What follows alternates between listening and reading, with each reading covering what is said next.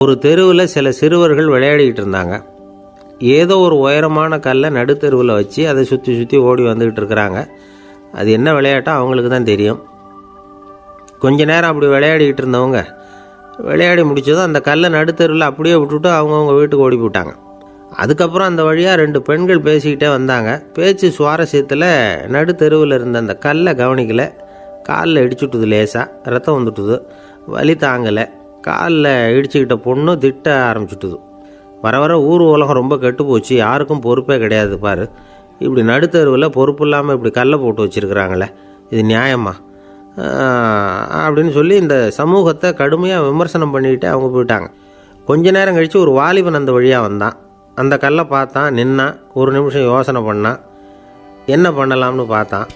தன்னுடைய வீரத்தையும் பலத்தையும் காட்டணும்னு நினச்சான். பின்னாடி போனான். அப்புறம் வேகமாக ஓடி வந்து ஒரு சின்ன ஹை ஜம்ப் அப்படியே துள்ளி குதித்தான். துள்ளி குதித்து தாண்டி அந்த பக்கமாக போய் விழுந்தான். அப்படியே விசில் அடிச்சுக்கிட்டு அவன் பாட்டுக்கு நடந்து போகிறான். அடுத்தபடியாக ஒரு காதல் ஜோடி அந்த வழியாக வந்தது. நடுத்தெருவில் கல் கண்ணில் பட்டது. அவங்க 2 பேரும் ரொம்ப நெருக்கமாக சேர்ந்து வந்துக்கிட்டு இருக்கிறாங்க. நடுவில் கல் இருக்கிறதுனால கொஞ்ச நேரம் 2 பேரும் விலகி மறுபடியும் இந்த பக்கம் வந்து சேர்ந்து போகணும். கொஞ்ச நேரம் நாம் பிரிய வேண்டி இருக்குதே அப்படின்னு வருத்தத்தோடு முணுமுணுத்துக்கிட்டே இந்த பக்கம் வந்தாங்க. அதுக்கப்புறம் வழக்கம் போல் சேர்ந்து அவங்க பாட்டுக்கு எதிர்காலத்தை பற்றி கற்பனை பண்ணிக்கிட்டே போயிட்டாங்க. கடைசியாக அந்த வழியாக பார்வை இல்லாத ஒருத்தர் வந்துக்கிட்டு இருக்கார்.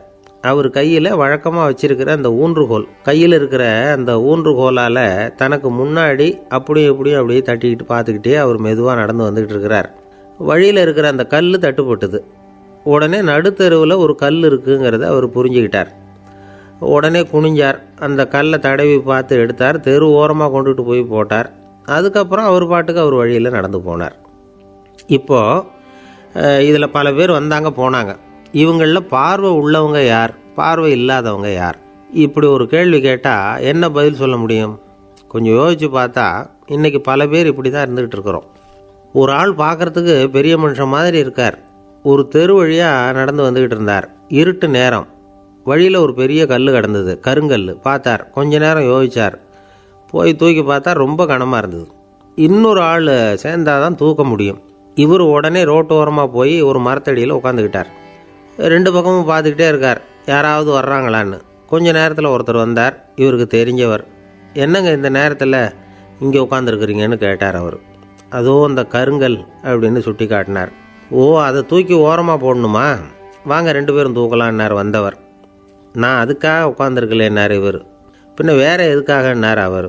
ஒரு மனுஷன் கருங்கல்லில் காலை இடிச்சுக்கிட்டான்னா எப்படி துள்ளுவான்னு பார்க்கணுங்கிறது எனக்கு ரொம்ப நாளாக ஒரு ஆசை, அதுக்காக தான் உட்காந்துருக்கிறேன் அப்படின்னாராம். என்னுடைய நண்பர் ஒருத்தர் ஆழ்ந்த சிந்தனையில் இருந்தார். என்ன யோசனை பண்ணுறீங்கன்னு கேட்டேன். தலைவர் ஆகணும்னு பார்க்குறேன், அதுதான் என்ன வழின்னு யோசிச்சுக்கிட்டு இருக்கேன்னார். நான் கூட அது மாதிரி யோசித்து பார்த்தேன். அதுக்கப்புறம் அந்த யோசனையை கை விட்டுட்டேன் அப்படின்னோம். ஏன்னு கேட்டார். அதுக்கான தகுதிகள் நமக்கு இல்லைங்கிறது புரியுது. அது நமக்கு புரியறத விட நம்ம விட மற்றவங்களுக்கு நல்லா புரிஞ்சு போச்சு. அதனால் பேசாமல் கம்முன்னு இருந்துடுறது தான் நல்லது அப்படின்னோம். தலைவர் ஆகிறதுக்கு தகுதிகள் வேறு உண்டோ அப்படின்னு கேட்டார். அவர் யதார்த்தமாக தான் கேட்குறார். நாங்கள் உடனே எங்ககிட்ட இருந்த ஒரு புத்தகத்தை எடுத்து அவர்கிட்ட கொடுத்தோம். படித்து பாருங்கன்னு.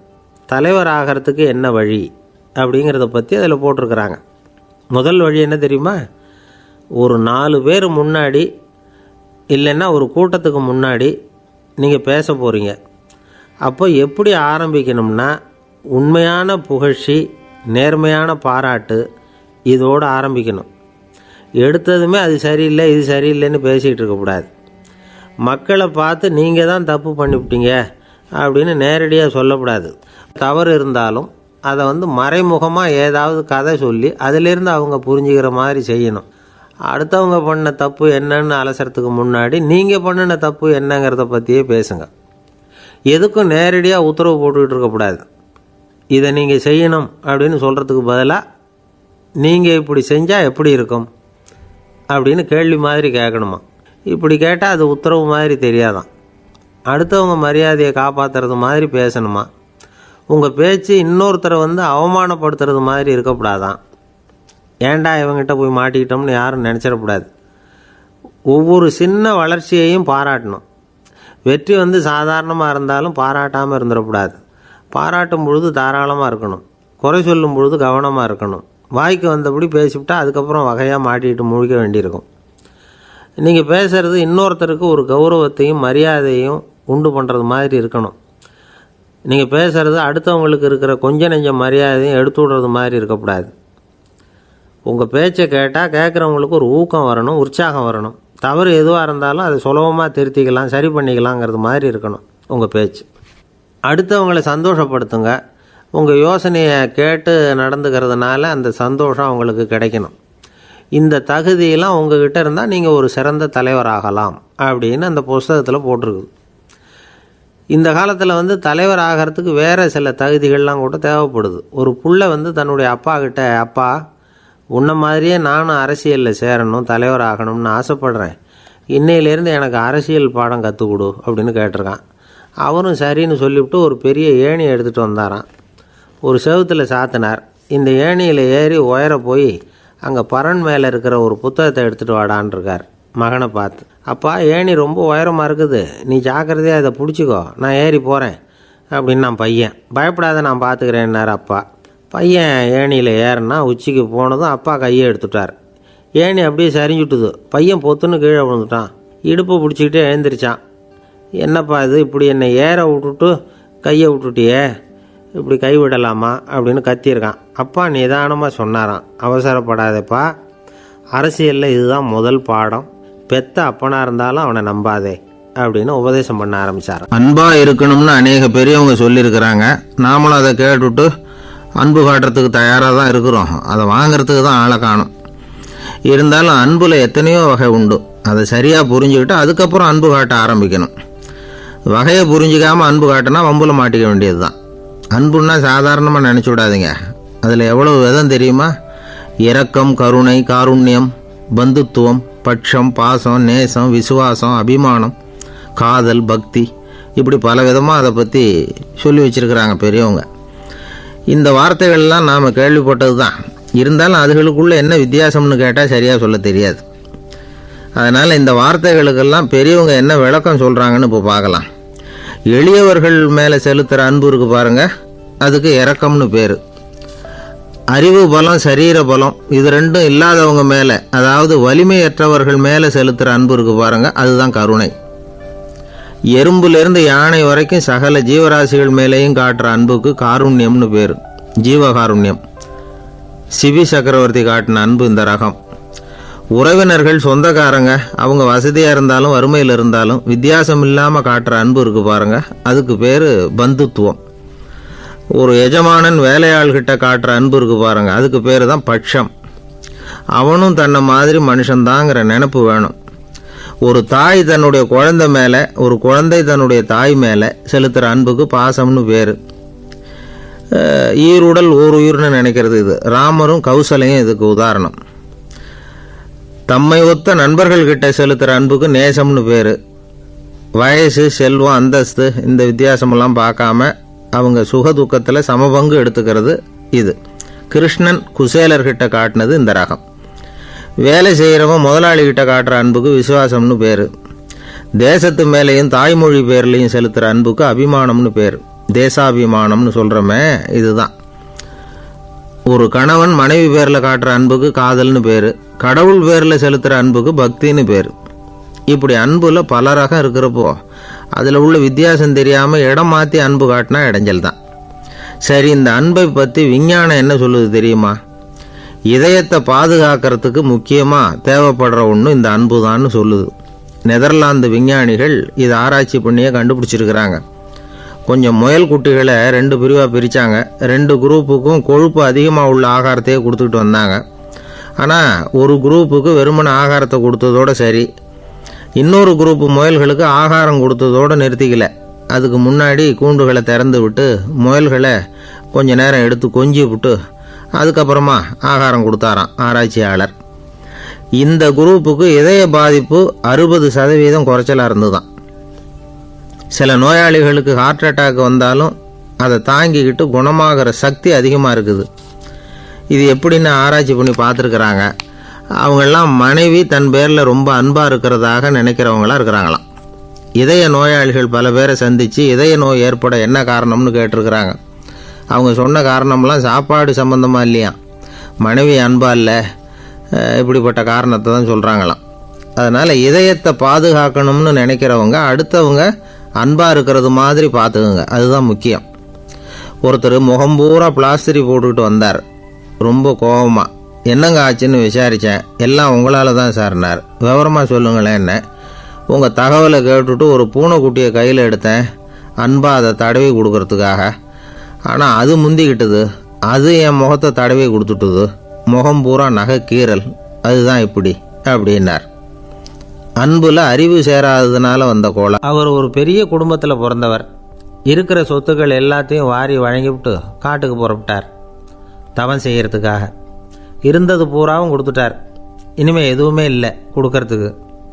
அப்போது கடைசியாக ஒருத்தன் வந்து கையை நீட்டினான். ஐயா ஏதாவது கொடுங்கன்னா. அவர் பார்த்தார், கட்டியிருக்கிற வேட்டியை தவிர வேறு எதுவுமே இல்லை. 8 முழம் பட்டு வேட்டி, ஜரிகை கரையோடு இருக்குது. கடைசியாக அதை தான் எடுத்து கட்டிக்கிட்டு அவர் புறப்பட்டுக்கிட்டு இருக்கிறார். அவர் பார்த்தார், எதிரில் அவன் பரிதாபமாக நின்றுக்கிட்டு இருக்கிறான். அந்த 8 முழ வேட்டியை 2ஆக கிழிச்சார். 4 முழத்தை அவங்ககிட்ட கொடுத்துட்டு மீதி 4 முழத்தை தன்னோட இடுப்பில் கட்டிக்கிட்டு அவர் காட்டுக்கு போயிட்டார். இவன் என்ன பண்ணான் தெரியுமா? கையில் கிடைச்ச 4 முழத்தை எடுத்துக்கிட்டு கடை வீதிக்கு போனான். பழைய பட்டு வேட்டி ஜருகை இதெல்லாம் விலைக்கு வாங்குற வணிகர் ஒருத்தர் இருந்தார். அவர்கிட்ட போனான். இதை விலைக்கு எடுத்துக்கிறீங்களான்னு கேட்டான். அவர் வாங்கி பார்த்தார். ஆகா, ரொம்ப அருமையான வேட்டி, விலை ஒசந்த ஜருகை, இது ஏது உனக்குன்னு கேட்டார். அவன் நடந்ததை சொன்னான். அப்படின்னா ஒன்று செய்ய, இந்த வேட்டியோட இன்னொரு பாதியையும் மெதுவாக வாங்கிட்டு வந்துரு, உனக்கு நிறைய பணம் தரேன் அப்படின்னார் அந்த வணிகர். இவன் கொஞ்சம் யோசனை பண்ணி பார்த்தான். கொஞ்சம் இருங்க, தான் வந்துவிடுறேன் அப்படின்னு சொல்லிவிட்டு நேராக காட்டுக்கு போனான். அவர் எங்கே இருக்காருன்னு தேடி கண்டுபிடிச்சான். அவர் ஒரு இடத்துல தவக்கோலத்தில் இருக்கிறார். கட்டியிருந்த இடைவேட்டியும் அவரை அறியாமலே நழுவி கீழே விழுந்து கிடக்குது. இவனுக்கு ரொம்ப வசதியாக போச்சு. அவரை கேட்க வேண்டிய அவசியமே இல்லை. மெதுவாக சத்தம் போடாமல் அடி மேலே அடி வச்சு நெருங்கினான். அவர் கண்ணை மூடிக்கிட்டு அவர் பாட்டு நின்றுக்கிட்டு இருக்கார். இவன் மெதுவாக போய் கீழே கிடந்த அந்த துணியை எடுத்துக்கிட்டு சத்தம் போடாமல் திரும்பி நடந்தான். அப்படி கொஞ்சம் தூரம் நடந்திருப்பான். அப்படி ஓட ஆரம்பிக்கிற சமயத்தில் அவன் காலில் கீழே கிடந்த முள் ஒன்று நறுக்குன்னு தைச்சி விட்டுது. வலி தாங்க முடியாமல் அம்மான்னு கத்திவிட்டான். இந்த சத்தத்தினால கண்ணை மூடி நின்றுக்கிட்டு இருந்த அவர் தவம் கலைஞ்சிது. மெதுவாக கண்ணை திறந்து பார்க்குறார். தன் இடையில இருந்த வேட்டி அவன் கையில் இருக்குது. இப்போ அவர் நினைக்கிறாராம், இந்த வேட்டி மேலே நான் வச்ச ஆசை அல்லவா அவனை வந்து திருடன் ஆக்கிவிட்டுது அப்படின்னு நினச்சாரான். இது எப்பேற்பட்ட மனநிலைங்கிறத கொஞ்சம் யோசிச்சு பாருங்கள். தான் ஒரு பொருள் மேலே வைத்த பற்று இன்னொரு மனிதன் திருடனாக ஆகிறதுக்கு காரணமாக ஆயிட்டுதே அப்படின்னு நினைக்கிறார். அப்படி நினச்ச அவர் யார் தெரியுமா? அவர் தான் மகாவீரர். இழந்துட்டேங்கிறியே, நீ என்னத்தை கொண்டு வந்த இங்கே இழக்கிறதுக்கு? நீ என்னத்தை உண்டாக்குன இது அழிஞ்சுட்டுதுன்னு சொல்கிறதுக்கு? இது அவருடைய சிந்தனை. இன்றைக்கி நம்ம சிந்தனையெல்லாம் வேறு மாதிரி இருக்குது. ஒருத்தன் நடுத்தெருவில் உட்காந்து அழுதுகிட்டு இருந்தான். அந்த வழியாக வந்தவர் கேட்டார், ஏன்ப்பா அழற அப்படின்னு கேட்டார். 5 ரூபா சார், இந்த இடத்துல விழுந்துட்டுது, ரொம்ப நேரமாக தேடுறேன், கிடைக்காது போல இருக்கு அப்படின்னா. எப்போ தொலைஞ்சுது அப்படின்னு கேட்டார். அது எனக்கு தெரியாது சார், பணத்தை தொலைச்சவன் தேடி பார்த்துட்டு போயிட்டான், நான் அவனுக்கு பின்னாடி தேட வந்தவன் அப்படின்னு சொல்லிவிட்டு மறுபடியும் தேட ஆரம்பித்தானா. அமெரிக்க ஜனாதிபதி ஆப்ரஹாம் லிங்கன் ஒரு நாள் தன்னோட கோச்சு வண்டியில் தலைநகரான வாஷிங்டனுக்கு போயிட்டுருக்கிறார். கோச்சு வண்டி ஒரு சாலையில் போயிட்டுருக்கு. அந்த சாலைக்கு ஒரு பக்கத்தில் பயங்கரமான சதுப்பு நிலம். சதுப்பு நிலம்னா அது புதைகுழி, புதை மணல்ங்கிறோம்ல, அது மாதிரி. அந்த சதுப்பு நிலத்தில் யாராவது மாட்டிக்கிட்டா அவ்வளோதான், ஆளை கொஞ்சம் கொஞ்சமாக உள்ளே அமுக்கிவிடும், தப்பிச்சு கரையிறது கஷ்டம். அப்படிப்பட்ட நிலம் அது. ஆப்ரஹாம் லிங்கன் ஏதோ ஒரு முக்கியமான அரசாங்க வேலையாக போயிட்டு திரும்பி வந்துக்கிட்டு இருக்கிறார். அதனால் அந்த சமயத்தில் அவர் விலை உசந்த ஆடைகளை அணிஞ்சிருக்கிறார். அப்படி அவர் அந்த கோச்சு வண்டியில் வந்துக்கிட்டு இருக்கிறாரு. அந்த சமயத்தில் ஒரு காட்சி அவர் கண்ணில் பட்டுட்டுது. என்ன தெரியுமா? ரோட்டுக்கு பக்கத்தில் இருந்த சதுப்பு நிலத்தில் ஒரு இளம் பன்றிக்குட்டி சிக்கிக்கிட்டு தவிச்சிக்கிட்டு இருக்குது. பரிதாபமாக கத்திக்கிட்டு இருக்குது. அதை பார்த்தார் லிங்கன். அவருக்கு என்ன மாதிரி ஆயிட்டுது. உடனே வண்டியை நிறுத்த சொன்னார். கீழே இறங்கினார். தன்னோட விலை உசந்த ஆடைகளை பற்றி லட்சியம் பண்ணவே இல்லை. தனக்கே ஆபத்து வரலாம்ங்கிறத பற்றியும் கவலைப்படலை. தான் ஒரு குடியரசுத் தலைவருங்கிறத பற்றியும் அவர் நினச்சி பார்க்கல. நேராக அந்த சதுப்பு நிலம் பக்கமாக போனார். அந்த சேத்துல இறங்கி பன்றிக்குட்டியை காப்பாற்றி கரைக்கு கொண்டுட்டு வந்து சேர்த்துட்டார். அதுக்கப்புறம் நிம்மதியாக கோச்சு வண்டியில் ஏறி வெள்ளை மாளிகைக்கு வந்து சேர்ந்தார். ட்ரெஸ்ஸு உடம்பு பூரா சேறு சகதி. பார்க்குறவங்களுக்கெல்லாம் ஆச்சரியமாக போச்சு. அவங்களுக்கு ஒன்றும் புரியல. இவர் நேராக ட்ரெஸ்ஸு மாற்றிக்கிறதுக்காக போனார். கோச்சு வண்டி ஓட்டிகிட்டு வந்தவங்கிட்ட போய் எல்லோரும் கேட்டாங்க என்ன ஆச்சு அப்படின்னு. அவர் வர்ற வழியில் நடந்த விவரத்தை சொன்னார். ஆபிரகாம் லிங்கனுடைய இந்த இறக்க குணத்தை எல்லாரும் பாராட்டினாங்களாம், புகழ்ந்தாங்களாம். ஆனால் இதுக்கு லிங்கன் என்ன பதில் சொன்னார் தெரியுமா? தயவு பண்ணி இந்த புகழ்ச்சியான பேச்சையெல்லாம் ஒதுக்குங்க, அதெல்லாம் வேணாம். அந்த சின்ன பிராணி சகதியில் மாட்டிக்கிட்டு துடிச்சிக்கிட்டு இருந்தது, அதை பார்த்தேன். உடனே என்னுடைய இதயத்தில் ஒரு முள் தைச்சது மாதிரி ஒரு உணர்வு. அந்த முள்ளை பிடுங்கி எறிஞ்சேன், அவ்வளவுதான். உண்மையில் அந்த பிராணிக்கு நான் உதவினேங்கிறத விட எனக்கு ஏற்பட்ட இன்னலை போக்கிட்டேன் அப்படிங்கிறது தான் உண்மை. அதுதான் பொருத்தம். அப்படி இருக்கிறப்போ இதில் புகழறதுக்கு என்ன இருக்குது அப்படின்னாராம் ஆபிரகாம் லிங்கன். எவ்வளவு யதார்த்தமான வார்த்தைகள் பாருங்கள். இந்த காலத்தில் நம்மளையும் பல பேர் அப்படி உண்டு. நீச்சல் தெரியாத ஒரு ஆள் தண்ணியில் இறங்கிட்டான். தண்ணி ஆழங்கிறது அப்புறமா தான் தெரிஞ்சுது. தத்தளிக்க ஆரம்பிச்சிட்டான். வாழ்னு கத்துறான். கரையில் நின்றுட்டு இருந்த ஒருத்தர் இதை பார்த்தார். உடனே அவருக்கு இதயத்தில் முள் தைச்சது மாதிரி ஒரு உணர்வு. உடனே குபீர்னு தண்ணியில் பாய்ஞ்சார். அவரை காப்பாற்றி கரைக்கு கொண்டுட்டு வந்து சேர்த்தார். இதை பார்த்துக்கிட்டு இருந்த இன்னொருத்தர் காப்பாற்றின அந்த ஆளை பாராட்டி புகழ்ந்தார். என்ன புகழாதீங்க சார் அப்படின்னார் அவர். ஏன்னு கேட்டார் இவர். நான் அந்த ஆளை ஏன் காப்பாற்றினேன் தெரியுமா? அவன் நேற்றுக்கு என்கிட்ட 300 ரூபா கடன் வாங்கியிருக்கிறான்.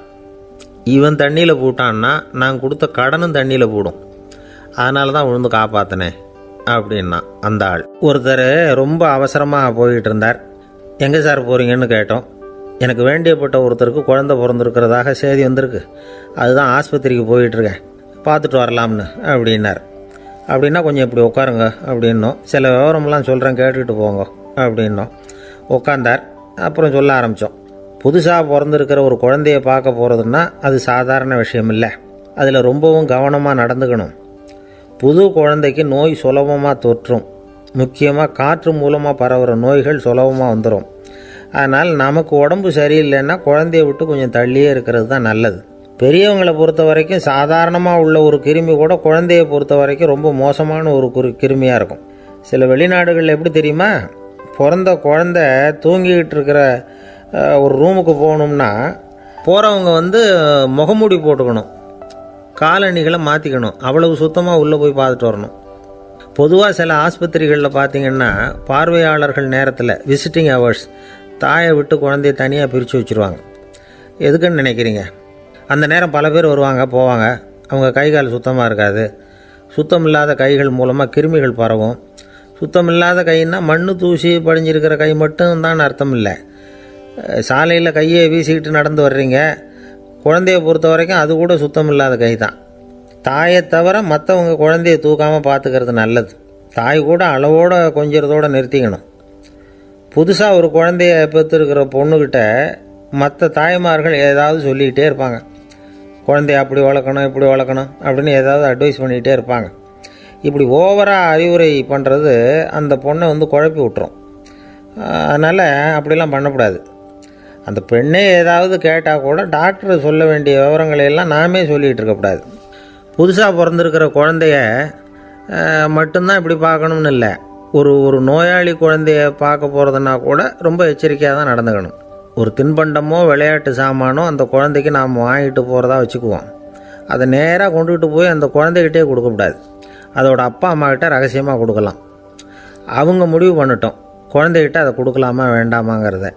அவங்களுக்கு தான் தெரியும் அதோட மனசும் உடம்பும். உங்கள் அக்கறையை காட்டுறதா நினச்சிக்கிட்டு குழந்தை வாயில் எதையும் கொண்டுட்டு போய் போடாதீங்க. போகிறப்போ உங்கள் வீட்டு குழந்தையும் அழைச்சிட்டு போகாதீங்க. இது நோயை வாங்கிட்டு வந்துடும், அல்லது புதுசாக ஒரு நோயை அதுக்கிட்ட கொடுத்துட்டு வந்துடும். என்னதான் உங்களுக்கு பழக்கமான குழந்தையாக இருந்தால் கூட அதுக்கு விருப்பம் இல்லைன்னா பேசக்கூடாது. அங்கே போய் அவங்க பள்ளிக்கூடத்தை ஞாபகப்படுத்திகிட்டு இருக்கக்கூடாது. நோயில் இருக்கிறப்ப ஸ்கூலை பற்றி பேச அது விரும்பாது. ஆஸ்பத்திரியை விட்டு வெளியில் புறப்படுறப்போ குழந்தைகிட்ட சொல்லணும்னு அவசியம் இல்லை. அதோட அப்பா அம்மா கிட்ட சொல்லிவிட்டு புறப்பட்டா போதும், குழந்தை கோபிச்சிக்காது. சமூக சம்பிரதாயத்தை பற்றி அது கவலைப்படுறதில்ல. இப்படி எல்லா விவரமும் நம்ம எதிரில் உட்காந்துருந்தவங்ககிட்ட சொல்லி முடித்தோம். ரொம்ப நன்றி சார் அப்படின்னு சொல்லிவிட்டு அவர் புறப்பட்டார். குழந்தைங்க கொஞ்சம் வளர்கிற வரைக்கும் தான் நாம் எச்சரிக்கையாக இருக்கணும்னு இல்லை, வளர்ந்த பிறகு இன்னும் எச்சரிக்கையாக இருக்கணும். ஒரு பையன் பள்ளிக்கூடத்துலேருந்து திரும்பி வீட்டுக்கு வந்தான். முகம் பூரா நகத்தால் கீறி இருந்தது. அப்பா பார்த்து பயந்துட்டார். யாருடா உன்னை இப்படி பண்ணது அப்படின்னார். என் கூட படிக்கிற இன்னொரு பையன்னா. நாளைக்கு உன் கூட பள்ளிக்கூடத்துக்கு வர்றேன், நீ எனக்கு அவனை அடையாளம் காட்ட முடியுமான்னார். அது ரொம்ப சுலபம் நான் பையன். எப்படின்னார் அப்பா. அவன் காதில் ஒன்றை கையோடு எடுத்துகிட்டு வந்திருக்கிறேன், இதோ என் பையில் தான் வச்சுருக்கேன் அப்படிங்கிறான் அந்த பையன். ஒருத்தர் இருக்கார், நல்ல உத்தியோகத்தில் தான் இருக்கிறார். ஆனால் எப்போ பார்த்தாலும் முகத்தை வெறுப்பாக வச்சுருப்பார். அப்படியே வருவார் போவார். ஏன் சார் இப்படி இருக்கிறீங்க அப்படின்னு விசாரித்தோம். ஏன்டா இந்த வேலைக்கு வந்தோம்னு இருக்குது சார் அப்படின்னார். உங்கள் வேலை உங்களுக்கு பிடிக்கலையா அப்படின்னு கேட்டோம். இல்லைன்னார். இப்படிப்பட்டவங்க வெற்றிகரமான வாழ்க்கை வாழ முடியாது. இது நிபுணர்கள் கருத்து. வேலையை நேசிக்க தெரிந்தவர்கள் வெற்றி பெறுவார்கள் அப்படிங்கிறாங்க அவங்க. எந்த துறையாக இருந்தாலும் சரி, அந்த துறையில் வெற்றிகரமாக இருக்கிறவங்கள விசாரித்து பாருங்கள். எனக்கு என்னுடைய வேலை ரொம்ப பிடிக்கும் அப்படின்னு சொல்கிறவங்களாக தான் இருப்பாங்க. அப்படி இருந்தால் தான் அது வெற்றிகரமாக இருக்க முடியுது அவங்களால. ஒருத்தனுக்கு பிடித்தமான பொழுதுபோக்கே அவனுடைய தொழிலாக இருந்துட்டுதுன்னா அவனை மாதிரி கொடுத்து வச்சவன் வேறு யாரும் இல்லை அப்படிங்கிறார் பெர்னாட் ஷா. ஒரு தடவை மன்னர் ஹுமாயூன் உயிரை தண்ணீர் முண்டு ஊற்றுகிற தொழிலாளி ஒருத்தர் காப்பாற்றினாராம் அந்த ஹுமாயூன் உயிரை. உடனே மன்னர் கேட்டிருக்கார், உனக்கு என்ன வேணும்னாலும் கேளு தரேன், உயர் பதவி வேணுமா அப்படின்னு கேட்டாராம். மன்னா, மக்களின் தாகம் தீர்க்கக்கூடிய இந்த பணியை விட உயர்ந்தது உண்டா அப்படின்னாராம் அந்த தொழிலாளி. அவரால் அவருடைய வேலையை நேசிக்க முடிஞ்சுது, அதனால் மகிழ்ச்சியாக இருக்க முடிஞ்சுது. நாமெல்லாம் அப்படி இல்லை. வேலை கிடைக்கிற வரைக்கும் கிடைச்சா போதும் அப்படின்னு இருக்கோம். கிடைச்சதுக்கப்புறம் ஏன்டா இந்த வேலைக்கு வந்தோம்னு ரொம்பவும் அழுத்துக்குவோம். சரி, நாம் இருக்கிற இடத்துல நாம் வெற்றிகரமாக இருக்க வழி உண்டா அப்படின்னா உண்டுன்னு சொல்கிறாங்க. அதாவது மன இயல் நிபுணர்கள் இருக்கிறாங்க இல்லையா, அவங்க அதுக்கு முக்கியமாக 6 வழிகள் சொல்கிறாங்க. நீங்கள் ஒரு அலுவலகத்தில் வேலை பார்க்குறவரா அப்படின்னா இதை கேளுங்க. அதாவது உங்கள் மேலதிகாரி எதிர்பார்ப்புக்கு தகுந்த மாதிரி உங்கள் வேலை இருக்குதா? அப்படி இல்லைன்னா முதல்ல உங்கள் வேலையின் தரம் உயரணும். உங்களுக்கு மேலே கீழே வேலை பார்க்குற பணியாளர்கள்கிட்ட நல்ல விதமாக பழகிறீங்களா? அந்த உறவு முறையில் ஏதாவது குறை இருந்தால் அதை கண்டுபிடிச்சி சரி பண்ணுங்கள். நம்பிக்கைக்கு உரியவர் அப்படின்னு நீங்கள் பேர் எடுக்கணும். நீங்கள் எடுக்கிற முடிவு நல்ல முடிவாக தான் இருக்கும் அப்படின்னு அடுத்தவங்க சொல்லணும். உங்கள் தோற்றத்துக்கு முக்கியத்துவம் கொடுங்க. இது மனம் உடல் ரெண்டும் சம்மந்தப்பட்டது. அதனால் மனசையும் ஆரோக்கியமாக வச்சுருக்கணும், உடம்பையும் ஆரோக்கியமாக வச்சுருக்கணும். உங்களுடைய நிர்வாகம் செயல்படுற விதத்தை நல்லா புரிஞ்சு வச்சுக்கணும். உங்களுடைய நிர்வாகம் இப்போ ஒரு காரியம் செய்யுதுன்னு வச்சுங்க, ஏன் அப்படி செய்யுது, எதுக்காக அப்படி செய்யுது, அதனுடைய குறிக்கோள் என்ன, அது நீடிக்கிறதுக்கு காரணம் என்ன, இதையெல்லாம் தெரிஞ்சுக்கணும். சிரிப்புக்கு வஞ்சகம் பண்ணக்கூடாது, நல்லா சிரிக்கணும், அப்போ தான் அது திரும்ப கிடைக்கும். கடந்த கால தோல்வியை பற்றி கவலைப்படக்கூடாது. முதலாளி விருப்பம் தெரிஞ்சு நடந்துக்கிறது நல்லது தான். அதுக்காக காக்கா பிடிக்கணுங்கிற அவசியம் இல்லை. உங்களுக்கு ஒரு பொறுப்பான வேலை கிடைக்குது, உடனே சத்தம் குழப்பம் அப்படின்னு சூழ்நிலையை இறுக்கமாக ஆக்கிடக்கூடாது. எந்த சூழலையும் இயல்பாக கையாளக்கூடியவர் அப்படிங்கிறத காட்டணும். இதெல்லாம் உங்கள் துறையில் நீங்கள் வெற்றி பெற நிபுணர்கள் சொல்கிற யோசனைகள். இவ்வளவு விவரமும் சொல்லிவிட்டு ஒருத்தரை பார்த்து கேட்டோம், இப்போ சொல்லுங்கள், நீங்கள் செய்கிற வேலை உங்களுக்கு பிடிச்சிருக்குதா அப்படின்னோம். ரொம்ப ரொம்ப பிடிச்சிருக்குது அப்படின்னார். சரி, என்ன செஞ்சிகிட்ருக்குறீங்க அப்படின்னு கேட்டோம். சும்மா தான் இருக்கிறேன் அப்படின்னார் அவர். அள்ள அள்ள குறையாதது அட்சய பாத்திரம், அது நமக்கு தெரியும், கேள்விப்பட்டிருக்கிறோம். ஆனால் போட போட நிரம்பாத ஒரு பாத்திரம் உண்டு. அது என்ன தெரியுமா? நம்மளில் பல பேர்கிட்ட அந்த பாத்திரம் உண்டு. அதுதான் பேராசை அப்படிங்கிற பாத்திரம். அதை நிறைவு செய்யவே முடியாது. பேராசையை பற்றி சுஃபி இலக்கியத்தில் ஒரு பிரபலமான கதை உண்டான். அதை ஒரு பெரியவர் எடுத்து சொல்லியிருக்கிறார். ஒரு மன்னர் நகர்வலம் போயிட்டுருக்கார். ஒரு பிச்சைக்காரன் மன்னர் எதிரில் வரான். பிச்சை போடுங்கங்கிறான். என்னுடைய அமைதியை கெடுக்காதே போங்கிறார் மன்னர். அவன் சிரிக்கிறான். அரசே, உங்களுடைய அமைதி கெடக்கூடிய நிலையில் இருந்தால் அதுக்கு பேர் அமைதியே கிடையாது அப்படின்னு நானா. எதிரில் நிற்கிறது வெறும் பிச்சைக்காரன் இல்லை, யோகி அப்படிங்கிறத மன்னர் புரிஞ்சுக்கிட்டார். துறவியே, உங்களுக்கு என்ன வேணும்னாலும் கேளுங்க, கொடுக்குறேன்னாராம். அந்த துறவி மறுபடியும் சிரிக்கிறார். அரசே, உங்களால் முடியாததையெல்லாம் கொடுக்க முடியும்னு சத்தியம் செய்யாதீங்க அப்படின்னார். மன்னருக்கு கோபம் வந்துட்டுது. என்ன இவர் இப்படி சொல்கிறாரே அப்படின்னு நினச்சார். நகர்வலத்தை பாதியிலேயே நிறுத்தினார். வாங்க அரண்மனைக்குன்னார். துறவியை அழைச்சிக்கிட்டு அரண்மனைக்கு வந்துட்டார். துறவி தன்கிட்ட இருந்த பிச்சை பாத்திரத்தை நீட்டினார். இது நிறைய எனக்கு பொற்காசுகள் வேணும் அப்படின்னாராம். அவ்வளவு தானா, இது ஒரு பெரிய காரியமா அப்படின்னு கையை தட்டினாராம் மன்னர். ஒரு பெரிய தாம்பாளம் நிறைய பொற்காசுகள் வந்து சேர்ந்தது. அதை அள்ளி போட்டார். போட போட அந்த பிச்சை பாத்திரம் நிரம்பவே இல்லை. பொற்காசுகள் போட போட அவ்வளவையும் உள்ளே வாங்கிக்கிட்டே இருக்குது. அரசாங்க கஜானாவே காலி ஆகிட்டுது. மூட்டை மூட்டையாக பொற்காசுகளை கொட்டி பார்த்துட்டாங்க. அது முழுங்கிக்கிட்டே இருக்குது. கடைசி வரைக்கும் அந்த பிச்சை பாத்திரம் வந்து நிரம்பவே இல்லை. அரசர்கிட்ட இருந்த கர்வம் போயிட்டுது. அப்படியே பொத்துன்னு துறவி காலில் விழுந்தார். அப்போ அந்த துறவி சொன்னாராம், மன்னா, இந்த பிச்சை பாத்திரத்தை உங்களால் மட்டும் இல்லை, வேறு யாராலையும் நிரப்ப முடியாது. அதுக்கு என்ன காரணம்னா, இது வந்து சாதாரண பிச்சை பாத்திரம் இல்லை, பேராசைகளோடு வாழ்ந்து செத்துப்போன ஒரு மனிதனின் மண்டை ஓடுது அப்படின்னாராம். பாருங்கள், இதுதான் அந்த சுஃபி இலக்கிய கதை. செத்த பிறகும் நிறைவு இல்லைன்னா அது எப்பேற்பட்ட பேராசையாக இருக்கும்னு யோசித்து பார்த்துங்க. நம்மால் ஒருத்தர் கல்யாணம் பண்ணிக்க பொண்ணு பார்த்துக்கிட்டு இருந்தார். அழகு, அறிவு, படிப்பு எதுவும் தேவையில்லை, பணம் மட்டும் இருந்தால் போதும் அப்படின்னு பார்க்குறவங்ககிட்டெல்லாம் சொல்லி வச்சார். ரொம்ப நாளைக்கு அப்புறம் ஒரு பணக்காரர் கிடைச்சார். அவர் சொன்னார், இதை பாருங்கள், எனக்கு 20 வயசில் ஒரு மகள், அவளை நீங்கள் கல்யாணம் பண்ணிக்கிட்டா 2 லட்சம் பணம் கொடுப்பேன். 25 வயசில் ஒரு பொண்ணு, அவளை கல்யாணம் பண்ணிக்கிட்டா 2.5 லட்சம் தருவேன்.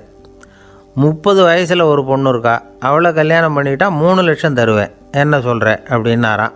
இவன் கொஞ்ச நேரம் யோசித்து பார்த்துருக்கான். அதுக்கப்புறம் மெதுவாக அவரை நிமிர்ந்து பார்த்து, ஏன் சார், உங்ககிட்ட 50 வயசில் ஏதாவது பொண்ணு இருக்கா அப்படின்னு கேட்டானான். ஒருத்தர் ரொம்ப அவசரமாக வந்தார். சார், மனுஷன் நிம்மதியாக இருக்கிறதுக்கு என்ன வழின்னு கேட்டார். சீக்கிரமாக ஒரு கல்யாணத்தை பண்ணிங்க, எல்லாம் சரியாக போடும் அப்படின்னோம். அவர் ஒரு மாதிரியாக பார்த்தார். ஏற்கனவே எனக்கு கல்யாணம் ஆகிட்டுது சார், அதனால தானே நிம்மதியாக இருக்கிறதுக்கு வழி கேட்குறேன் அப்படின்னார். சரி, இவர் ஒரு மாதிரியான கேஸ் அப்படின்னு நினச்சிக்கிட்டு நம்மக்கிட்ட இருந்த ஒரு சின்ன புத்தகத்தை அவர்கிட்ட தூக்கி கொடுத்தோம். இதை படித்து பாருங்கன்னு. கல்யாணத்துக்கு பிறகும் சந்தோஷமாக இருக்கிறதுக்கு என்ன வழி அப்படிங்கிற கேள்விக்கு அந்த புத்தகத்தில் விளக்கம் இருந்தது. கணவன் மனைவிக்குள்ளே சிக்கல் வராமல் இருக்கிறதுக்கு அதில் சில வழிகளை சொல்லி கொடுத்துருக்குறாங்க. அதெல்லாம் என்னென்ன அப்படிங்கிறத இப்போ பார்க்கலாமா? குடும்பம்னு இருந்தால் கோபம் வரதான் செய்யும். அது வந்துட்டு போட்டும் பரவாயில்ல. ஆனால் அந்த கோபம் ஒரே நேரத்தில் 2 பேருக்கும் வந்துடாமல் பார்த்துக்கணும். ஒரு சமயத்தில் யாராவது ஒருத்தர் தான் கோபப்படணும், அடுத்தவங்க அமைதியாக இருக்கணும். அதுக்கப்புறம் இவர் அமைதியான உடனே அவங்க ஆரம்பிச்சிக்கலாம். கோபமாக ஏதாவது சொன்னால் உடனே கோபமாக பதில் சொல்லக்கூடாது. கொஞ்சம் பொறுத்து கோபம் தீர்ந்த உடனே அந்த பதிலை சொல்லலாம். அப்போ பதில் கோபமாக இருந்தால் கூட அது அவ்வளோ பெருசாக தெரியாது. அற்ப விஷயத்துக்கெல்லாம் காய்ச்சி மூச்சுன்னு கத்திகிட்டு இருக்கக்கூடாது. உங்கள் 2 பேருக்குள்ளே ஒரு தர்க்கம் ஆரம்பமாயிட்டுதுன்னு வச்சுக்கோங்க. கடுமையாக 2 பேரும் விவாதம் பண்ணுறீங்க. உங்களில் ஒருத்தர் இதில் ஜெயிக்கணும்னா அது நீங்களாக இருக்க வேணாம், அடுத்தவங்க ஜெயிக்கிறதுக்கு நீங்கள் துணையாக இருங்களேன். அப்படின்னா நீங்கள் கொஞ்சம் விட்டு கொடுக்கணும், அவ்வளோதான். ஏதாவது குத்தம் சொல்லணுமா, செஞ்ச தப்பை சுட்டி காட்டணுமா, விமர்சனம் பண்ணணுமா, பண்ணுங்க, வேணான்னு சொல்லலை. ஆனால் சொன்னதை அப்படி சொல்கிறத வந்து கொஞ்சம் அன்பாக இதமாக சொல்லுங்கள். எப்போது நடந்த தவறுகளையெல்லாம் இப்போ போய் மறுபடியும் ஞாபகப்படுத்திகிட்டு இருக்க வேண்டாம். நான் அப்போவே சொன்னேன் இந்த புடவை வேணாம்னு, நீங்கள் தான் கேட்கல, இப்போ பாருங்கள் கிழிஞ்சு போச்சு இப்படின்னு கத்துனாங்க ஒரு அம்மா. எப்போ சொன்னீங்கன்னு கேட்டால் ஒரு 10 வருஷத்துக்கு முன்னாடி தீபாவளி சமயத்தில் அப்படிங்கிறாங்க. அது என்ன இன்னும் அப்படியே புதுசாகவே இருக்கும்? உங்களுக்கு அவர் தான் பெருசு, அவருக்கு நீங்கள் தான் பெருசு. அதை விட இந்த உலகத்தில் வேறு எதுவும் முக்கியம் இல்லைன்னு நினைக்கணும். நீ தான் என்னுடைய உலகம்னு எத்தனை தடவை சொல்லியிருப்பீங்க? அதெல்லாம் வெறும் வசனமாக போயிடக்கூடாது. ஏதாவது ஒரு பிரச்சனையை பற்றி கடுமையாக விவாதம் பண்ணிக்கிட்டு இருக்கீங்க, அதை அப்படியே பாதியில் விட்டுட்டு படுக்கைக்கு போயிடக்கூடாது. சொச்சத்தை நாளைக்கு பேசிக்கலாம்னு. அப்படி போனால் தூக்கம் வராது. பிரச்சனையை ஒரு முடிவு பண்ணிக்கிட்டு அதுக்கப்புறமா தூங்க போகணும். ஒரு நாளில் ஒரு தடவையாவது உங்கள் ஜோடியை பாராட்டி நல்ல விதமாக கனிவாக ஒரு வார்த்தை சொல்லணும் அப்படின்னு தீர்மானம் பண்ணிங்க. ஏதாவது தப்பு பண்ணிவிட்டிங்கன்னா பரவாயில்ல, அதை ஒத்துக்கிறதுக்கும் மன்னிப்பு கேட்குறதுக்கும் தயாராக இருக்கணும். அது ஒன்றும் கேவலம் கிடையாது. வீட்டுக்குள்ளே தானே கேட்க போகிறீங்க, வெளியில் யாருக்கு தெரிய போகுதோ? எப்படியோ உங்களுக்குள்ளே ஒரு சமரசம் ஆனால் சரி தான். ஒரு தகராறுன்னு எடுத்துக்கிட்டால் குறைஞ்சபட்சம் அதுக்கு 2 பேர் தேவை. தனியாகவே உட்காந்துக்கிட்டு நான் இப்போ தகராறு பண்ணிகிட்ருக்கிறேன் அப்படின்னு யாரும் சொல்ல முடியாது. 2 பேர் தகராறு பண்ணுறாங்கன்னா பொதுவாக அந்த 2 பேரில் யார் அதிகமாக பேசுகிறாங்களோ அவங்க பேரில் தான் தப்பு இருக்கும். அதை மனசில் வச்சுக்கணும். இதெல்லாம் தான் அந்த புத்தகத்தில் போட்டிருக்கிற வழிமுறைகள். இவ்வளவும் சரியாக வரலைன்னா அப்புறமா சொல்லுங்கள், வேறு புத்தகம் ஏதாவது இருக்கான்னு தேடுவோம். ஒரு கணவன் தன்னுடைய மனைவியை அழைச்சிட்டு ஒரு மனோதத்துவ டாக்டர்கிட்ட வந்தாராம். டாக்டர், எங்களுக்கு கல்யாணம் ஆகி 30 வருஷ காலமாக நாங்கள் ஒரு விஷயத்தில் கூட ஒத்து போனதில்லை அப்படின்னு ஆரம்பித்தார். உடனே அந்த அம்மா குறுக்கிட்டு, அது 30 வருஷம் இல்லை 32 வருஷம் அப்படின்னாங்களாம். சில பேரை இப்படி சொல்கிறது உண்டு. அடுத்தவங்களை அனுசரித்து நடந்துக்க தெரியல, அவன் என்ன சார் மனுஷன் அப்படிம்பாங்க. சக மனிதர்களோடு எப்படி பழகிறது அப்படின்னு தெரியாததுனாலேயே பல பேர் இன்றைக்கி சங்கடப்பட்டுக்கிட்டு இருக்கிறாங்க. வசதி வாய்ப்பெல்லாம் சரியாக இருக்கும், ஆனால் வாழ்க்கை சரியாக இருக்காது. இன்னொருத்தர்கிட்ட எப்படி பேசுறது பழகிறதுங்கிறது தெரியாததுனால தான் இந்த அவஸ்தை. சரி, இந்த அவஸ்தை இல்லாமல் வாழறது எப்படி? இதுக்கு அனுபவசாலிகள் சில வழிமுறைகளை சொல்கிறாங்க. அதெல்லாம் என்னென்னங்கிறத இப்போ தெரிஞ்சுக்குவோம். முதல்ல நம்ம நாக்கு நம்ம கண்ட்ரோலில் இருக்கணும். வார்த்தைகளை கொட்டிவிட்டு அதுக்கப்புறம் அள்ள முடியாமல் கடந்து கஷ்டப்படக்கூடாது. எப்படி பேசுகிறோங்கிறதும் முக்கியம், பேசுகிறப்ப எப்படி முகத்தை வச்சுருக்கிறோங்கிறதும் முக்கியம். அன்பாக பேசினாலும் நல்லாயிருக்கும். அப்படி பேசுகிறப்ப ஆதரவாக அவர் தோள் மேலே ஒரு கையை போட்டுக்கிட்டு பேசினா இன்னமும் நல்லாயிருக்கும். 2வது விஷயம், இன்னொருத்தர்கிட்ட பேசுகிறப்போ வாக்குறுதிகளை அள்ளி வீசக்கூடாது.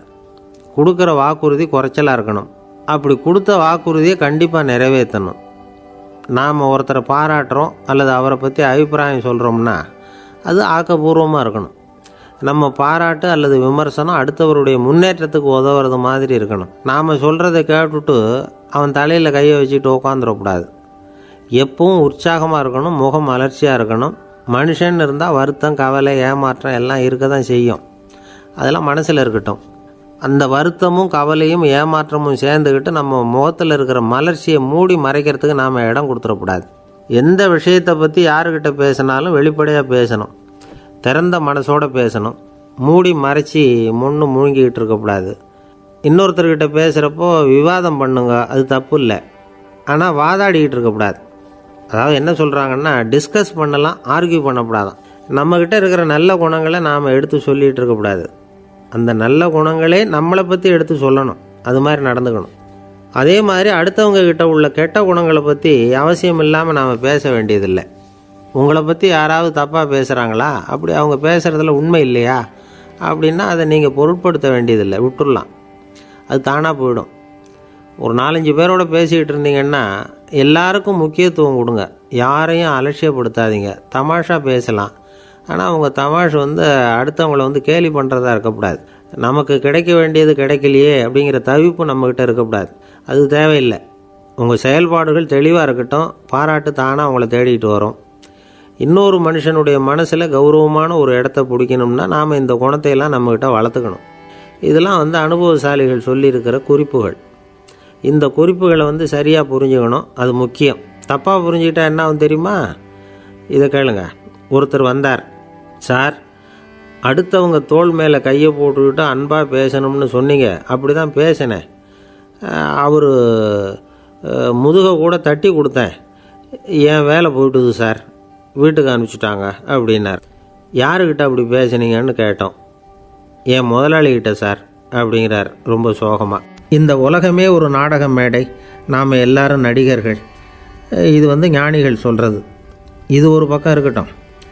இந்த உலகத்துக்குள்ளே எத்தனையோ நாடக மேடைகள், எத்தனையோ நடிகர்கள், எத்தனையோ நாடகங்கள். இதெல்லாம் எப்படி ஆரம்பமாச்சு? அதுதான் இன்றைக்கி தகவல். அதாவது ஆதி மனிதன் பேச ஆரம்பிக்கிறதுக்கு முன்னாடி சைகையாலேயே எல்லாத்தையும் சொல்லிகிட்டு இருந்தான். அதனால் அப்போவே நடிப்பு ஆரம்பமாயிட்டுது. முதல்ல ஒரு வேட்டையைத்தான் அவன் நடித்து காட்டியிருப்பான். இவன் எப்படி போனான், எதிரில் மிருகம் எப்படி வந்தது, அதோடு எப்படி சண்டை போட்டான், எப்படி அடித்து கொண்டுகிட்டு வந்தான், இதை அப்படியே மற்றவங்களுக்கு நடித்து காட்டியிருப்பான். ஏன்னா மொழி கிடையாது. இந்த காலத்துலலாம் நாடகங்களில் நடிக்கிறவங்கள நடிகர்கள்ங்கிறோம். ஒரு காலத்தில் இவங்களுக்கு என்ன பேர் தெரியுமா? திஸ்பியர்கள் அப்படின்னு பேரான். இதுக்கு காரணம் உண்டு. அதாவது 2000 வருஷத்துக்கு முன்னாடி கிரீஸ் நாட்டில் திசிபியஸ் அப்படின்னு ஒரு ஆள் இருந்தான். அவன் ஒரு பெரிய நாடக கலைஞன். அவன் சில இளைஞர்களை சேர்த்துக்கிட்டான், பயிற்சி கொடுத்தான், நாடக குழுவை உருவாக்கினான்.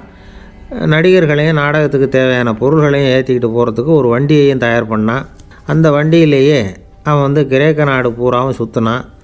ஊர் ஊராக நாடகம் போட்டான். ஒரு ஊருக்கு போனதும் அங்கே நாடகம் நடத்த தியேட்டர் இருக்கா அப்படிங்கன்னெல்லாம் பார்க்குறது இல்லை அவன். ஏன்னா அப்போலாம் தியேட்டர்னா என்னென்னு தெரியாது. நாடகம்னா அதை ஒரு மூடிய கொட்டைக்குள்ளே தான் நடத்தணுங்கிறது அப்போ யாருக்குமே தோணலை. இந்த வண்டி போகும், அதுவே ஒரு பகுதி அப்படியே ஒரு மேடை மாதிரி விரிச்சிக்கும். அதில் ஏறி நின்றுக்கிட்டு நாடகத்தை நடித்து காட்டுவாங்களாம். மக்கள்லாம் எதிரில் தரையில் உட்காந்து அதை பார்த்துக்கிட்டு இருக்கிறது. உலகத்தின் முதல் நடமாடும் தியேட்டர் இது தானே. இந்த திசிபிஎஸ் தான் முதலாக உலகத்தில் நாடகங்கிற பொழுதுபோக்கை நடத்தி காட்டினவன் அப்படின்னு சொல்கிறாங்க. அவன் சொந்தமாக நாடகம் எழுதுனா, நடித்தான், நாடகத்தை இயக்கினான். அதனால தான் அவனை வந்து first man of the theatre அப்படின்னு சொல்லுவாங்க. அவன் தான் நாடக மேடையின் முன்னோடி. கிரேக்கர் காலத்திலேயே நாடக ஆசிரியர்கள், நடிகர்கள், ரசிகர்கள் இவங்கள்லாம் உருவாயிட்டாங்களாம். நாடகத்தின் சரித்திரத்தில் இந்த 3 பிரிவும் ரொம்ப முக்கியம். அதாவது கிரேக்க தியேட்டர்கள்லாம் திறந்த வெளி மேடைகள் தான். பெரும்பாலும் மலைச்சரிவுகள், அதுவே படிப்படியாக பண்ணியிருப்பாங்க. கீழே அரைவட்ட வடிவில் மேடை, அதுக்கு ஆர்கெஸ்ட்ரான்னு பேர். பிற்காலத்தில் இதில் உட்காந்து இசைக்குழுவினர் வந்து வாய்ச்சதுனால இசைக்குழுவுக்கே ஆர்கெஸ்ட்ராங்கிற பேர் வந்துட்டுது. இப்போது கிரேக்க தியேட்டர்களில் ஒன்று, அதோட காலம் வந்து கிமு 340. அதை இன்னமும் பாதுகாத்து வச்சுருக்கிறாங்களாம். எபிடாரஸ் அப்படிங்கிற இடத்துல அது இருக்குதான். இன்னமும் அந்த தியேட்டரை பயன்படுத்திக்கிட்டு வர்றாங்களாம். சிறந்த கிரேக்க நாடகங்கள்லாம் அங்கே நடிக்கிறாங்களாம். ஆரம்ப காலத்திலேயே கட்டணம் கிடையாது. அப்புறம் பின்னாடி தான் நுழைவு கட்டணம்லாம் அப்படியே வந்துட்டு தான். நடிகர்கள் வந்து பளபளப்பான ஆடைகள் உடுத்தியிருப்பாங்களாம். இந்த குதிகால் உயர்ந்த காலணிகள் போட்டிருப்பாங்களாம். இதெல்லாம் பழைய குறிப்புகள். பலவிதமான உருவங்களில் மாஸ்க் அப்படின்னு சொல்லப்படுற முகமூடி. அதனால் ஒரே நடிகர் பல வேடங்களில் நடிக்கிறது உண்டான். ஆரம்பத்தில் பெண் நடிகர்கள் கிடையாது, எல்லாம் ஆண் நடிகர்கள் தான். ரோமானியர்கள் தான் முதல் நிரந்தர நாடக மேடையை கட்டினவங்க. அதுதான் முதல் தியேட்டர். கிமு 1048 காலகட்டத்தில் பாம்பிங்கிற நகரத்தில் அதை கட்டியிருக்கிறாங்களாம். கிரேக்க ரோமானிய தியேட்டர்களின் அடிப்படையிலேயே இந்த இத்தாலிய வடிவ அமைப்பாளர்கள் இந்த குதிரை லாட வடிவில் ஒரு ஆடிட்டோரியத்தை உருவாக்கினாங்களாம். இப்படி அதை பற்றி நிறைய தகவல் இருக்குது. 1576 லண்டனில் இந்த பின்ஸ்பர்ரி, அப்புறம் இந்த பில்ட்ஸில், அப்புறம் ஜேம்ஸ் இப்படிங்கிறவர் முயற்சியால் தான் இங்கிலாந்தில் முதல் தியேட்டர் உருவாச்சான். அப்படி ஒருத்தர் இருந்தாராம். உலக நாடக மேடையின் வரலாறு இதுதான். அதாவது இப்போல்லாம் அறிவியல் வளர்ச்சி அதிகமாகிட்டுது. திரைப்படம், தொலைக்காட்சி எல்லாம் வந்தாச்சு. ஒவ்வொரு வீடுமே ஒரு குட்டி தியேட்டர் மாதிரி ஆகிட்டுது. தொலைக்காட்சி முன்னாடி உட்காந்து எழுந்திருக்கவே மனசு வர்றதில்லை. ஒரு அம்மா ஒரு மனோதத்துவ டாக்டரை தேடிட்டு வந்தாங்களாம் இந்த காலத்தில். டாக்டர், எங்கள் வீட்டுக்காரர் எப்போ பார்த்தாலும் டிவி முன்னாடி உட்காந்துக்கிட்டு அதையே வெறிச்சு பார்த்துக்கிட்டு இருக்கிறார், உத்து பார்த்துக்கிட்டு இருக்கார், எனக்கு சந்தேகமாக இருக்குன்னாங்களாம். இது மனக்கோளாறு இல்லைங்க, ஆர்வக்கோளாறு, அவ்வளவுதான், இதுக்காக பயப்படாதீங்கன்னாரான் டாக்டர். அப்படி இல்லை டாக்டர், டிவி ஓடும் பொழுது நாம் எல்லாம் அதை பார்க்குறோம் சரி, ஆனால் அவர் அப்படி இல்லை, டிவியை நிறுத்தினதுக்கு அப்புறமும் அதையே உத்து பார்த்துக்கிட்டு உட்காந்துருக்கிறார், அதனால தான் சந்தேகப்பட்டு உங்ககிட்ட வந்தேன் அப்படின்னாங்களாம். ஒரு சின்ன பையன் வந்தான். அவனை பார்த்து ஒரு கேள்வி கேட்டோம். ஏன்ப்பா உங்கள் வீட்டில் அம்மா புத்திசாலியா அப்பா புத்திசாலியா அப்படின்னு. அவன் அலட்சியமாக நம்மளை பார்த்து சிரிக்கிறான். என்ன சார் இது, இந்த காலத்தில் இது கூட தெரியாமல் இருக்கிறீங்களே அப்படிங்கிறான். ஒரு சின்ன பையன் நம்மளை பார்த்து இப்படி கேட்டு விட்டானே அப்படின்னு நினைக்கிறப்போ நமக்கு ஒரு மாதிரி ஆகிடும். அதுக்கப்புறம்தான் இந்த தாத்தா பாட்டிலாம் சொல்கிற ஒரு கதை ஞாபகத்துக்கு வந்தது. அது என்ன கதை தெரியுமா? ஒரு ஊரில் ஒரு அம்மாவும் பிள்ளையும் இருந்தாங்களாம். அந்த மகனுக்கு திடீர்னு தேசாந்திரம் போய் வரணும்னு ஆசை வந்துட்டுது. ஊராக போய் சுற்றி பார்க்கணுங்கிற ஆசை. அந்த அம்மாவுக்கு இது பிடிக்கல. மகனை பிரிஞ்சு இருக்கிறதுக்கு அவங்க மனசு இடம் கொடுக்கல. வேணாப்பான்னு சொல்லி பார்த்தாங்க, அவன் கேட்கல. திடீர்னு புறப்படவும் செஞ்சுட்டான். சரி, இனிமேல் அவனை தடுக்க முடியாதுன்னு முடிவு பண்ணிட்டாங்க அந்த அம்மா. இருந்தாலும் புத்திசாலித்தனமாக ஒரு யோசனை பண்ணாங்க. மகனை கிட்டத்தில் கூப்பிட்டாங்க. அவங்ககிட்ட சொன்னாங்க, இதை பாருப்பா, நீ தேசாந்திரம் போகிறதுன்னு தீர்மானம் பண்ணிவிட்ட, அதை நான் தடுக்கலை, போயிட்டு வந்துடும். ஆனால் போகிறதுக்கு முன்னாடி எனக்கு ஒரு வாக்குறுதி கொடுத்துட்டு போ அப்படின்னாங்க. போகிறப்போ ராத்திரியாக இருந்தாலும் பகலாக இருந்தாலும் சரி, புளிய மரத்து நிழலில் தான் தங்கணும். திரும்பி வர்றப்போ இரவும் பகலும் நீ வேப்ப மரத்து நிழல்லே தங்கணும் அப்படின்னாங்க. சரி, அப்படியே செய்கிறேன்னு சொல்லி வாக்குறுதி கொடுத்தான் பையன். புறப்பட்டு போனான். போகிற வழியில் புளிய மரத்து நிழல்லே தங்கினான், தூங்கினான். அப்படி போய்கிட்டே இருந்தான். 7ஆவது நாள் அவன் உடம்பு சுகமில்லாமல் போயிட்டுது. ரொம்பவும் பலவீனமாயிட்டான். இனிமேல் நடக்க முடியாதுங்கிற நிலைமை வந்துட்டுது. யோசித்து பார்த்தான். சரி, இதுக்கு மேலே போக வேண்டாம் அப்படின்னு முடிவு பண்ணிவிட்டு திரும்பி வர ஆரம்பிச்சிட்டான். திரும்பி வர்றப்போ வழியில் வேப்ப மரத்து நிழலையே தங்கி தங்கி வந்தான். நாளுக்கு நாள் உடம்பு சரியாக வந்துட்டுது. 7ஆவது நாள் வீட்டுக்கு சேர்றான். உடம்பு பழையபடியே கலகலப்பாயிட்டுது. பூரண சுகம். தேசாந்திரம் போன பையன் திரும்பி வந்துட்டானே அப்படின்னு அந்த அம்மா ஆச்சரியப்படலை. ஏன்னா அவங்களுக்கு தெரியும் இப்படி ஆகும்னு. பையன் சீக்கிரமாக திரும்பி வரணுங்கிறதுக்காக தான் அவங்க அந்த யோசனையை சொன்னாங்க. என்ன விஷயங்கிறதையும் அவங்களே சொன்னாங்க. மகனே, புளிய மரத்து நிழல் உடம்புக்கு உஷ்ணத்தை கொடுக்கும், சீக்கம் உண்டாக்கும். அதனால் நீ தொடர்ந்து புளிய மரத்து நிழலில் தங்கினாவே நோய்க்கு ஆளாயிட்டதுனால நல்ல பயணத்தை முடிச்சுக்கிட்டு திரும்பி வரணுங்கிற முடிவுக்கு வந்துட்ட. திரும்பி வர்றப்போ நீ தங்கினது வேப்ப மரத்து நிழல். அது உடம்புக்கு குளிர்ச்சியை தரக்கூடியது, நோயை தீர்க்கக்கூடியது. அதனால் சுகமாக வீட்டுக்கு சேர்ந்துட்ட. உன்னோட தேசாந்திர பயணத்தை தடுக்கிறதுக்காக தான் இப்படி பண்ணினேன் அப்படின்னாங்களாம் அந்த அம்மா. பார்த்தீங்களா அம்மாவோட புத்திசாலித்தனத்தை? அப்பாவாக இருந்தால் இப்படியா பண்ணுவார்? ஒரு அப்பா பையன்கிட்ட 10 ரூபா கொடுத்து இதை எடுத்துக்கிட்டு அடுத்த ஊருக்கு போய் அங்கே இருக்கிற மாமா கிட்ட இதை கொடுத்துட்டு வாடா, வழியில் எங்கேயாவது மரத்தடியில் படுத்து தூங்கிவிடாதே அப்படின்னு எச்சரிக்கை பண்ணி அனுப்புனாராம். பையனுக்கு எச்சரிக்கையாக வாழறது எப்படிங்கிறத கற்றுக் கொடுக்கறதுக்காக இப்படி பண்ணார். அவன் பணத்தை வாங்கிக்கிட்டு போனான். அப்பா சொன்னதை மறந்துட்டு ஒரு மரத்தடியில் படுத்து தூங்கிட்டான். அவனுக்கு தெரியாமல் அவன் பின்னாடியே போன அப்பா அவன் கையில் இருந்த அந்த 10 ரூபாயை நைஸாக எடுத்துகிட்டு வந்துட்டார். அவன் பையில் தானே வச்சுருந்தான், அது தெரியாமல் எடுத்துகிட்டு வந்துட்டார். அவன் தூங்கிக்கிட்டு இருக்கான். எடுத்துகிட்டு ஒரு மறுபடியும் வீட்டுக்கு வந்துட்டார். பையன் முழிச்சுக்கிட்டு பையை தடவி பார்க்குறான், பணத்தை காணும். அழுதுகிட்டே திரும்பி வந்தான். அப்பா கிட்ட விஷயத்த சொன்னான். அப்பா சிரிச்சுக்கிட்டே சொன்னார், அதுக்கு தான்ப்பா ஆரம்பத்திலேயே எச்சரிக்கை பண்ணினேன், இனிமேலாவது நீ ஜாக்கிரதையாக இருக்கணும் அப்படிங்கிறதுக்காக தான் இப்படி பண்ணினேன். அந்த பணம் எங்கேயும் போயிடலை, நான் தான் அதை உனக்கு தெரியாமல் எடுத்து வச்சிருக்கிறேன். இதோ பாரு அப்படின்னு சொல்லிட்டு சைடு பாக்கெட்டில் கையை விட்டா அது ஓட்டையாக இருக்குது. அதை எவனோ ஏற்கனவே கத்திரிச்சு எடுத்துகிட்டு போட்டான். இப்போ அப்பா முகத்தில் அசடு வழிஞ்சுதான். ஒரு அரசனும் அமைச்சரும் ஒரு நாள் ரொம்ப சாவகாசமாக பேசிக்கிட்டு இருந்தாங்களாம். அரசன் அமைச்சரை பார்த்து ஒரு கேள்வி கேட்டிருக்கார். ஏங்க அமைச்சரே, ஆசை இல்லாத ஒரு மனுஷனால் இருக்க முடியுமா அப்படின்னு. ஏன் முடியாது, துறவி அப்படிங்கிறவங்கெல்லாம் அப்படிப்பட்டவங்க தானே அப்படின்னாராம் அமைச்சர். அவங்கெல்லாம் உண்மையிலேயே ஆசையை விட்டவங்க தானா அப்படின்னு கேட்டாராம் ராஜா. அப்படி தான் இருக்கணும் அப்படின்னாராம் அமைச்சர். அப்படின்னா ஆசையே இல்லாத ஒரு உண்மையான துறவியை நான் பார்க்கணுமேன்னார். அது என்ன பிரமாதம், அதுக்கு நான் ஏற்பாடு பண்ணுறேன் அப்படின்னு விட்டார் இவர். சொல்லிவிட்டு உடனே புறப்பட்டு போனார். அங்கங்கே தேடினார். அப்புறம் தான் அவருக்கு புரிஞ்சுது உண்மை துறவியை கண்டுபிடிக்கிறது எவ்வளவு கஷ்டமான காரியம்னு. இருந்தாலும் ராஜா கிட்ட சொல்லியாச்சே உண்மை துறவியை காட்டுறேன்னு. இப்போ என்ன பண்ணுறது? ராஜா கிட்ட சொன்னபடி நடக்கலைன்னா அவருக்கு கோபம் வந்துடும். அமைச்சர் ஒரு யோசனை பண்ணார். அவருக்கு ஒரு வழி தெரிஞ்சுது. அதுதான் சரின்னு முடிவு பண்ணார். அதாவது அந்த ஊரில் அவருக்கு தெரிஞ்ச நாடக நடிகர் ஒருத்தர் இருக்கிறார், நல்லா நடிப்பார். அவரை போய் பார்த்தார். இதை பாருப்பா, எனக்காக நீ ஒரு காரியம் செய்யணும்னார். என்னன்னு கேட்டார் அவர்.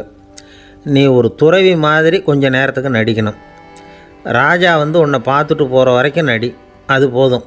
அதுக்காக உனக்கு 10,000 ரூபா தரேன் அப்படின்னார். அவர் எந்த காலத்தில் இவ்வளவு பணத்தை மொத்தமாக பார்த்துருக்கார். அதனால் உடனே சரின்னு ஒத்துக்கிட்டார். அமைச்சர் அரண்மனைக்கு திரும்பி வந்தார். என்ன அமைச்சரே, இன்னுமா ஒரு உண்மையான துறவி கிடைக்கலன்னார்.